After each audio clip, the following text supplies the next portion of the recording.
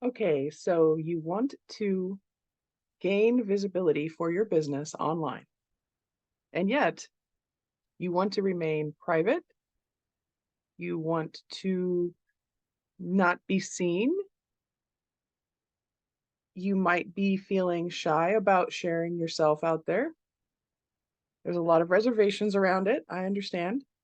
I completely get you because I was the very shy,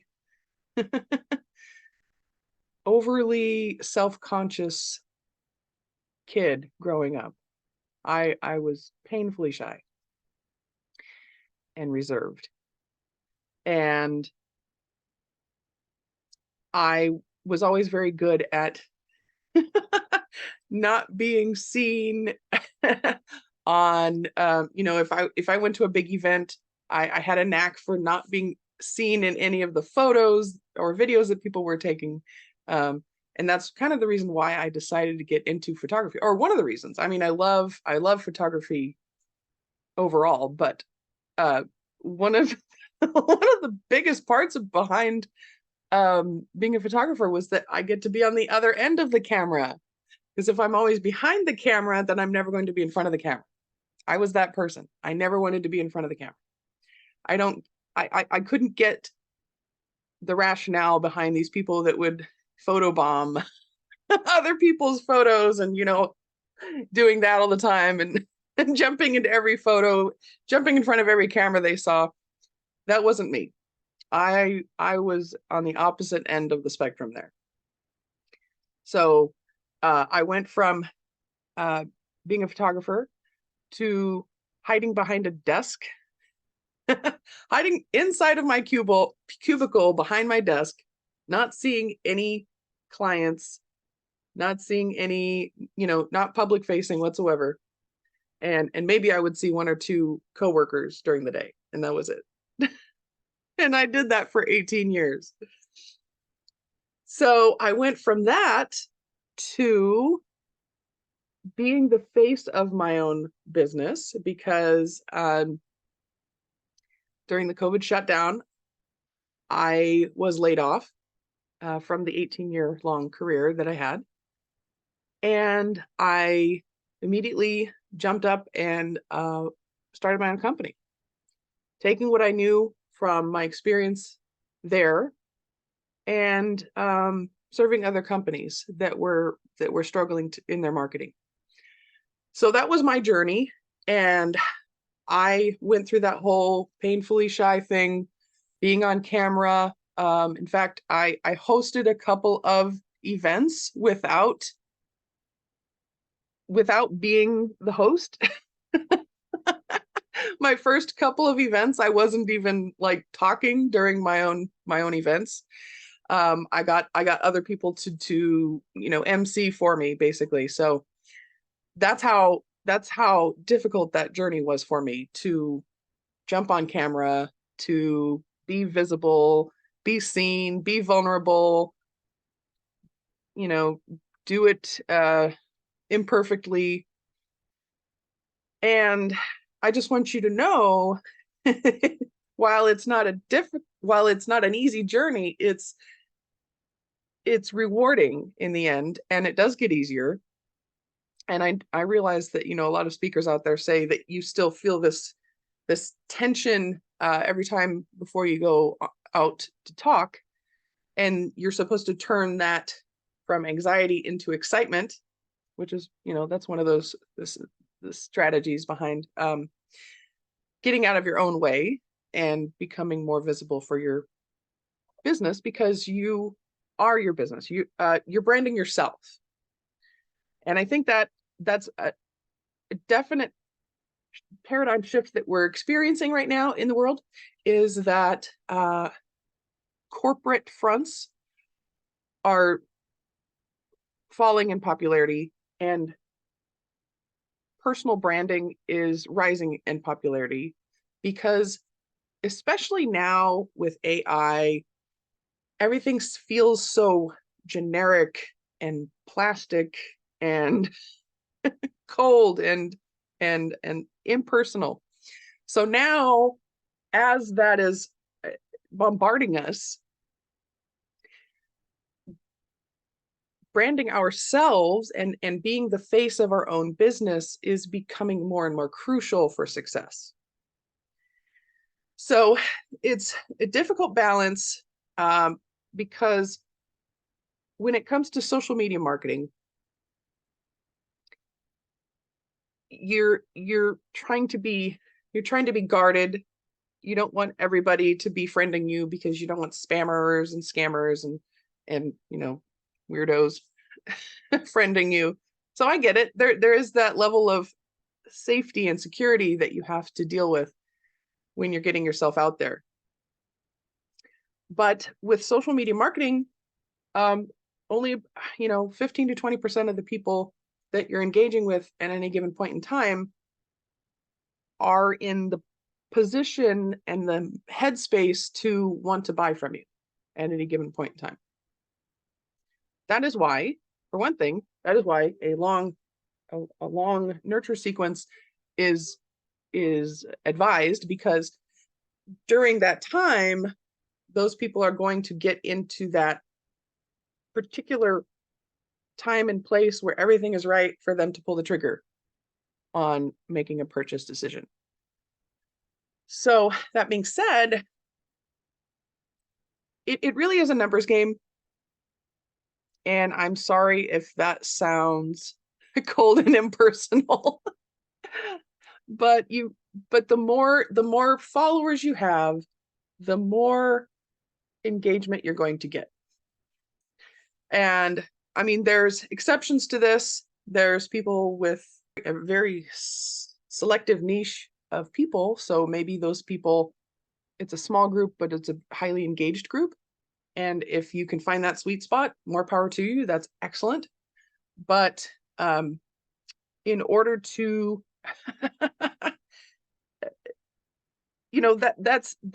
those kind of numbers are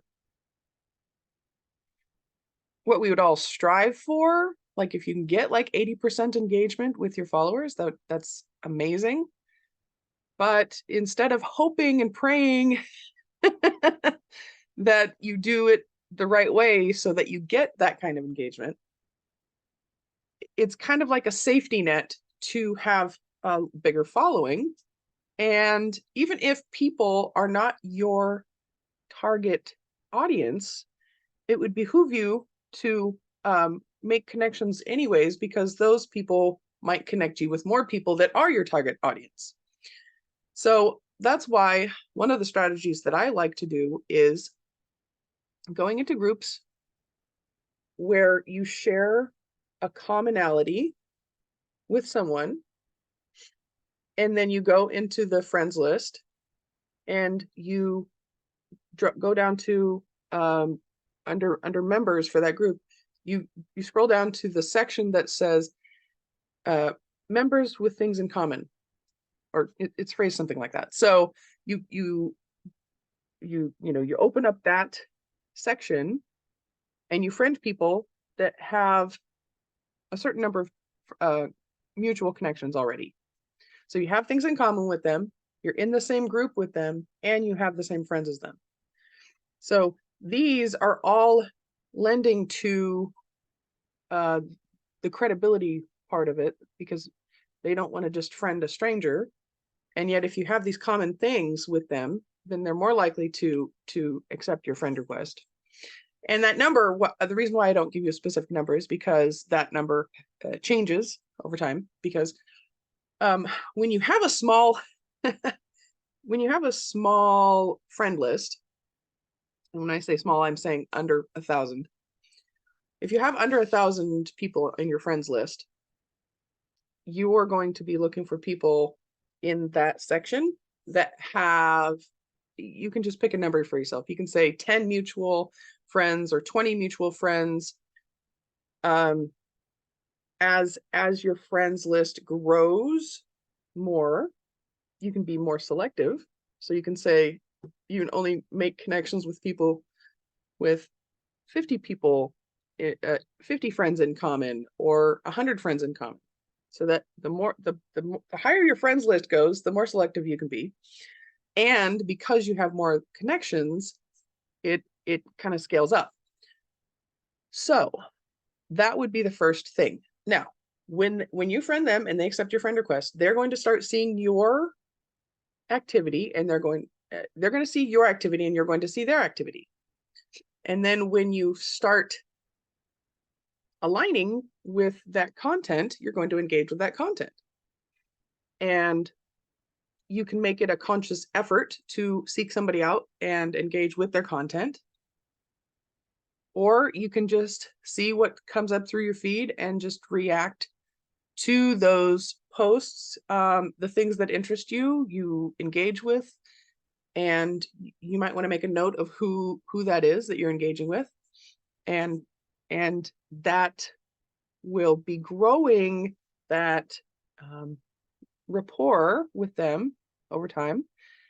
And because you're not friending them and immediately sending them a link to something, then you're not being spammy and scammy.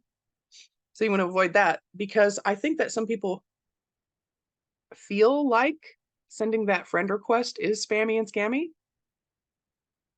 And I, to be blunt, I challenge that notion, because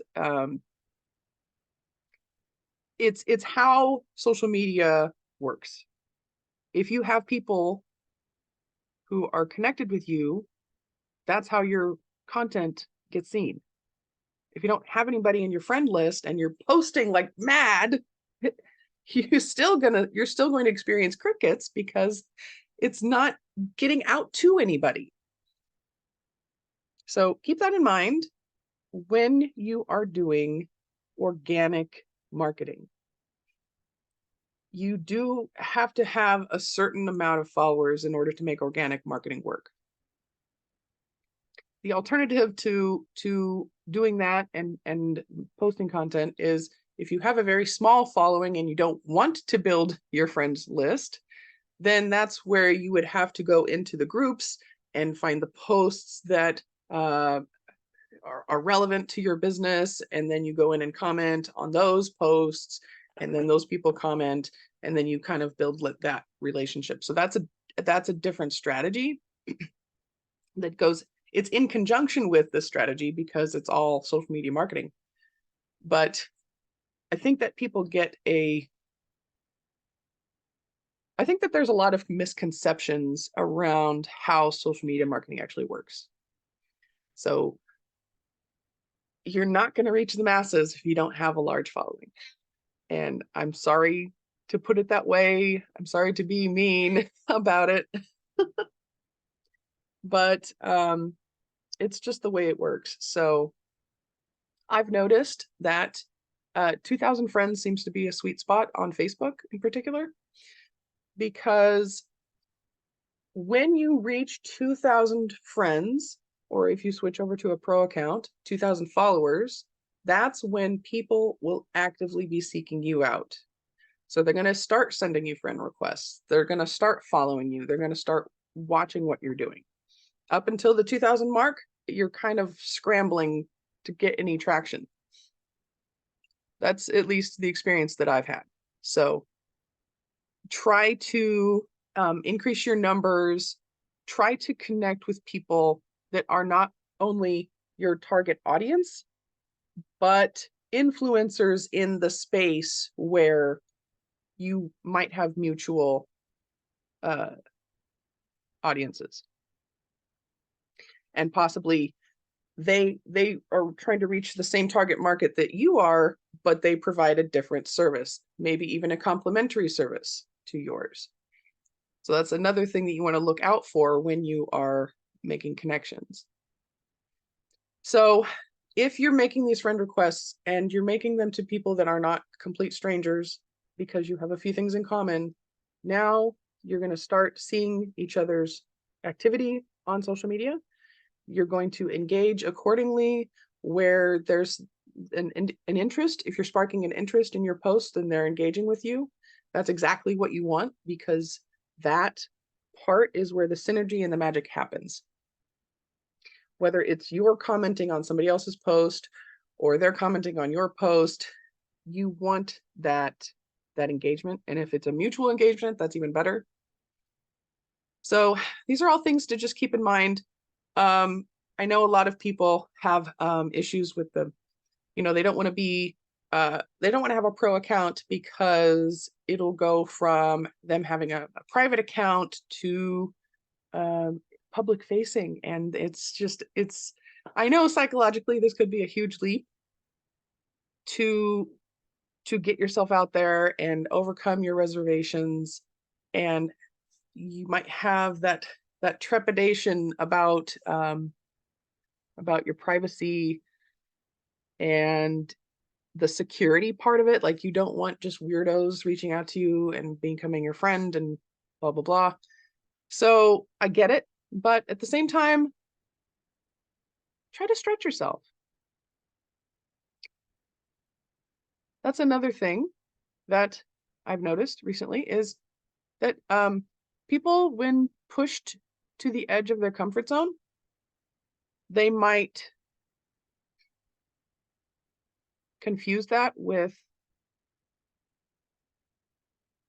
oh, I'm not supposed to be doing this.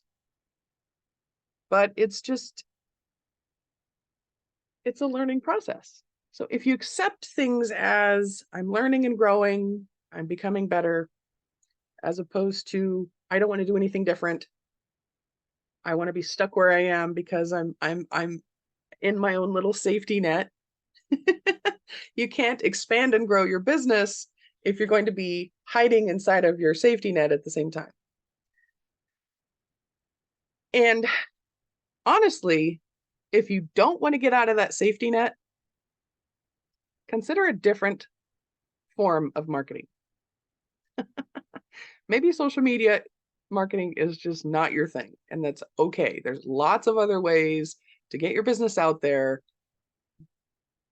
like advertising. You can just pay for ads. You can literally set up a business page. Don't do any posting, don't have any followers, just set up a business page and set up a Facebook ad and run that ad. And you're going to get engagement on that ad because you're giving money to Facebook to place your content in front of people on your behalf. That's basically what you're doing. That's basically what Facebook is doing.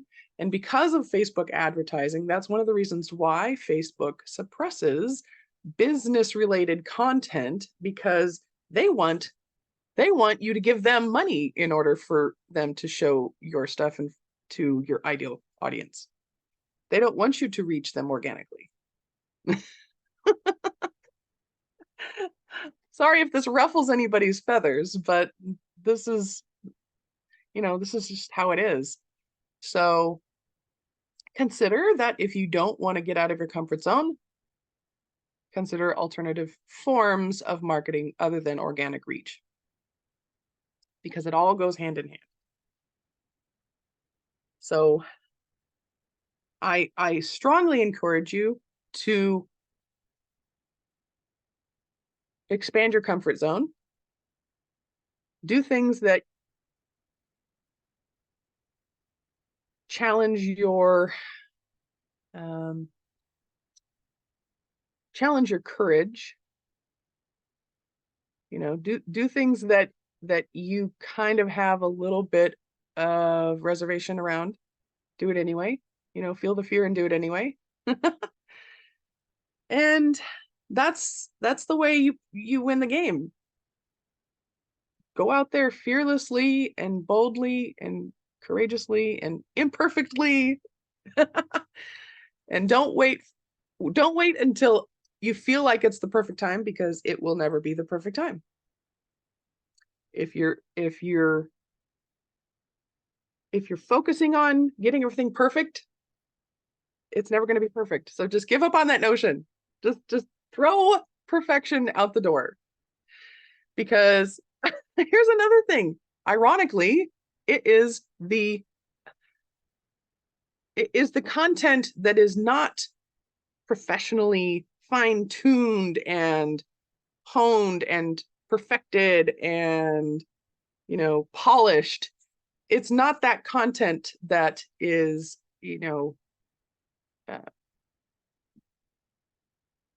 winning the game right now. It's the content that people just put up something that is very authentic and vulnerable and personable.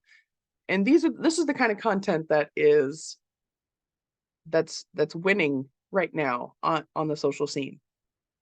So if you're thinking that you need to take all of your videos and, get them done professionally, or, spend $100,000 on the production of your videos just so that they're like corporate ready, that might just be a waste of money, because you might not be as appealing to your target audience because you're not relatable.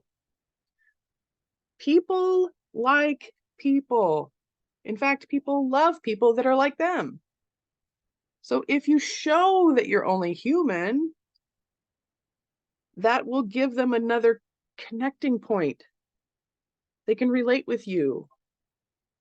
They can see that you're like them, that they can see that you've been where they are.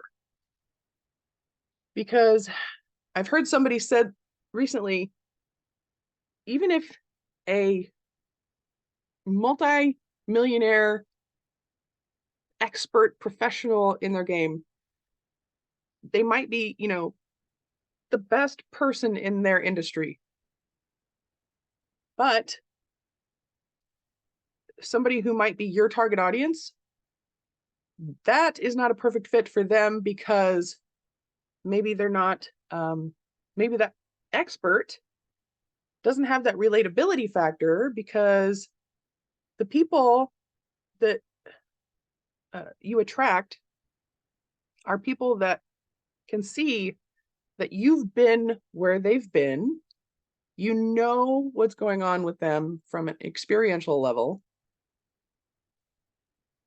And because of that, they feel like you can help them better than that expert on the pedestal. Because if they're up here and your client is down here, or your ideal client is down here, and they see the gap between those 2 points is too high, too great for them to say, okay, I'm going to hire that person to bring me up to their level. Okay. That's another reason why they often say you only need to be 1 chapter ahead of the people that you're helping. So if you're up here and they're down here, now they can see now they can see that they can reach that level. Because if you're way up there and they're way down here, they're going to say, oh my gosh, this is too much. I can't do this. There's just so much work and so much improvement that I need to get to that level. That person doesn't even know what I'm going through right now. So that's why, or that's one of the reasons why, if you're not there yet, that might be a good thing, because you're more relatable to your audience. You've experienced that same struggle. And that's what they want. They want you to know what they're feeling, what they're going through. And another thing, as far as, you're only down here and you want to be up here. Well, up here, you might get 1,000 people in your Zoom events or in your regular events, right? You might get 1,000 people to each one of your events. But now, because there's so many other people involved, that the person, so like you're up here and the person that's down here is trying to get access to you, but you're just elusive. You're out of reach, right? Whereas if you're here and they're there, they know that you have something to teach them to get to this level, but they can also access you. So now you have the intimacy factor. It's a small, intimate group. You get my personal attention. You're not just talking to one of my coaches or one of my coaches' coaches. You're literally having a direct discussion with me in my event because I'm in a room of like, 25 people or 100 people instead of 1,000 people. So now it's there's more of that interaction going on, so they feel like they're getting your personal attention. So the intimate setting, yes, that's another huge thing, a huge hot button right now is being able to get access to the instructor, direct access to the instructor. And that's also why live beats pre-recorded every single time, because they don't just want your information. They want you. They want to ask you questions. Even if it's, well, I think that maybe this isn't like my business. My business isn't like all these other businesses that you're talking about. I'm different. Regardless of whether that's true or not, they're going to feel that way, and they want you to personally address their concerns. So if you can personally address their concerns, I understand where you're coming from. I can help you. Here is why. Just assure them that they're going to benefit from this program, and it's not just a generic thing. It's not just a catch-all. It's specifically honed in on them. They get that personal attention. And people want to be seen and heard. And I used to think that that wasn't true for myself until I came to a profound realization that I too want to be seen and heard. So I'm not just being the face of my business to be the face of my business. I really want to get out there, despite the fact that I've been hiding behind a desk and a camera all of my life up until now. So but your audience wants that too. Your audience wants to be seen and heard. So that is my last little tidbit. If you're struggling to get customers or clients,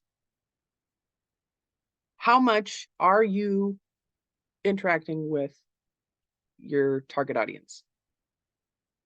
How much are you making them feel seen and heard? How much are you showing them that you understand where they're coming from? And that's why that interaction and engagement is crucial, because if you're just posting, and then if somebody tries, if somebody comments saying, hey, this looks really awesome, can you, send me more information or something? Or, I'm not quite sure I understand this, can you tell me more about it? Whatever the comment is, right? Make sure you go back and actually interact with them. Because those little squeaky wheels, those are probably your best low-hanging fruit, because they're hot for your content. They're actively seeking out this stuff. They're actively engaging. They're probably ready to buy. And so how many times have you missed out on that because you don't go back to your own posts and check it out? Check out the activity. Or if you're in groups and you're commenting on people. that's okay. Truth be told, the reason why I don't like doing that is because I have to keep track of all of those little conversations that I started in all of those little groups. And after a while, you kind of just get, So I do like to have it be a little bit more direct. And that's one of the strategies there, because once you get to a point where you have over 2,000 people on your friends list, you're spread so thin. It's really, really hard to focus deliberately on these individual connections. And it's not, I don't want any of those people to take it personally that I'm not like, oh yeah, super, super, on top of things every second of the day. It's because I have a cajillion things going on. And if I'm getting a large audience to interact with my content on my feed, it's a lot easier to track. So I suppose it's the lazy way to do things. But it, I'm doing that for my own sanity.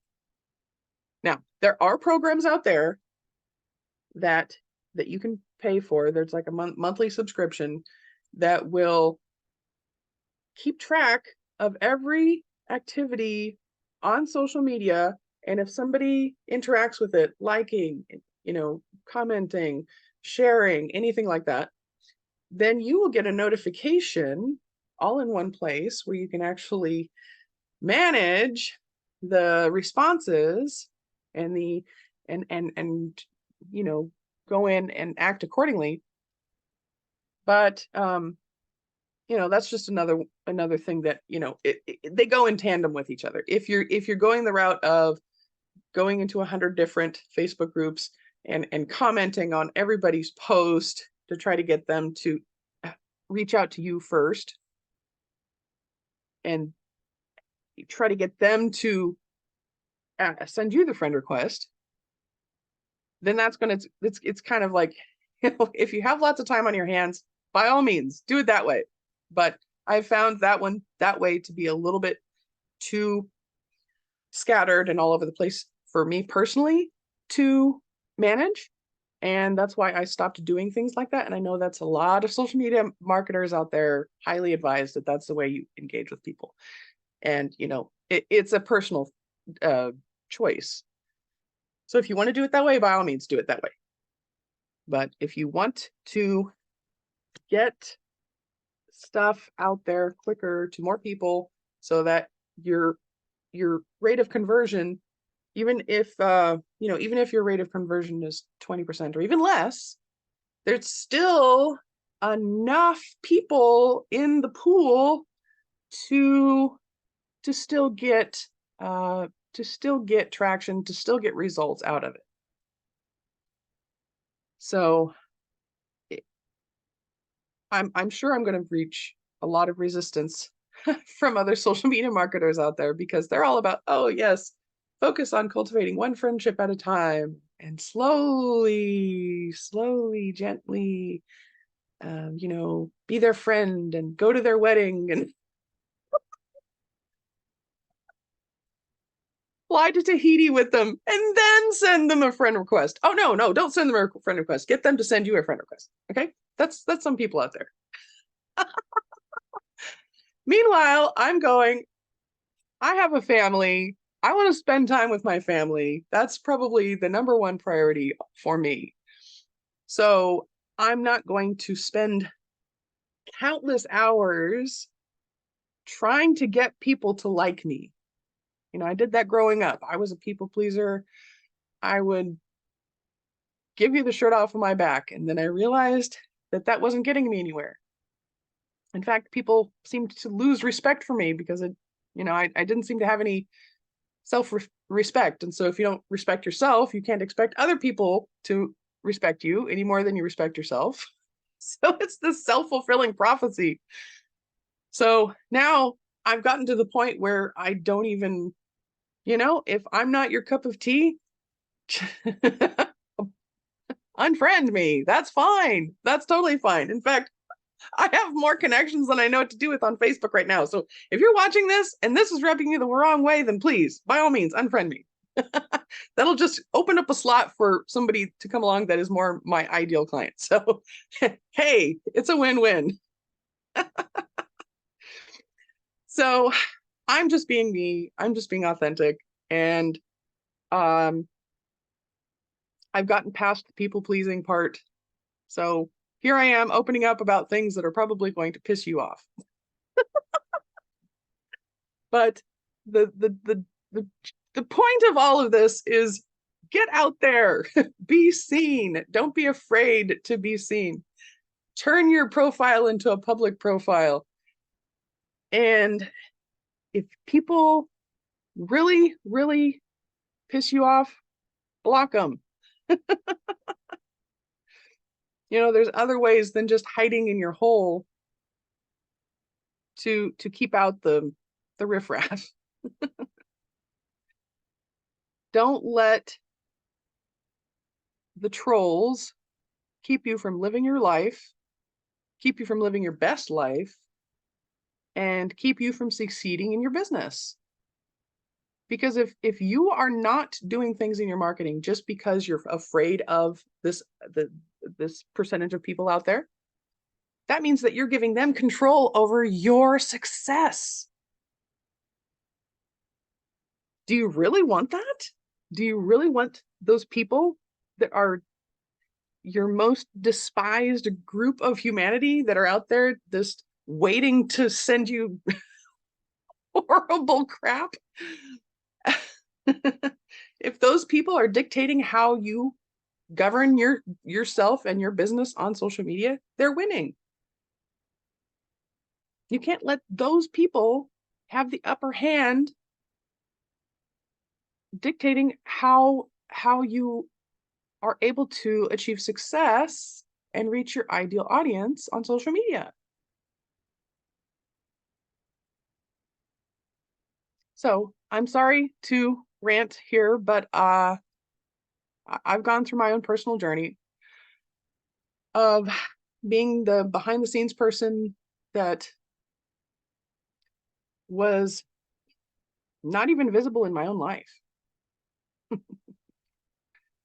be honest with you, up until recently, I felt like I was an extra in my own life.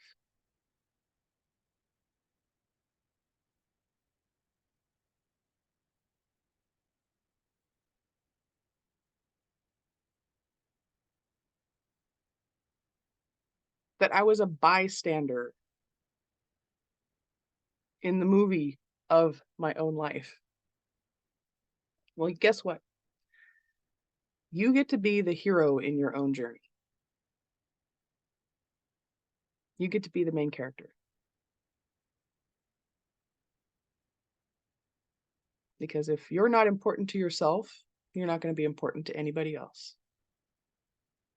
So I hope something that I've spoken today resonates with you and helps you become the best version of yourself. So thank you so much for watching and have a great day.